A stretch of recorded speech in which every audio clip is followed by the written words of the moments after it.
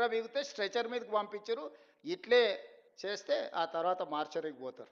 అది కూడా గుర్తుపెట్టుకోవాలి. ఒక ముఖ్యమంత్రి స్థాయి ఉండి సిగ్గు లేకుండా శరం లేకుండా రేవంత్ రెడ్డి గారు ఇలా ఎదుటి ఒక ఎల్ఓపి లీడర్ని చావుని కోరుకుంటారా అండి ఎవరన్నా? నాకు అర్థం కాదు. ఎల్ఓపి లీడర్ చావు కోరుకుంటే ఎంత సిగ్గుచేటు. ఓ ముఖ్యమంత్రి స్థాయిలో ఉన్నాడు చావు గురించి మాట్లాడతాడా? నువ్వు చావాలని ఇంతకుముందు ఇంత వందల మంది ముఖ్యమంత్రులు ఉన్నారు, వందల మంది ఎల్ఓపి లీడర్లు లేరు, కానీ ఎవరు కూడా ఒకరు చావాలని కోరుకోలేదే.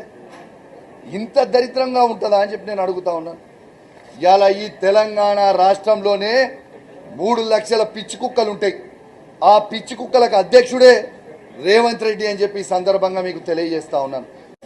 ప్రజలు ఏ విధంగా ఉన్నారంటే, నువ్వు ఇచ్చిన 6 గ్యారంటీలు హామీలుతో ఏ విధంగా అయితే నువ్వు ప్రజలకు ఇచ్చినావు,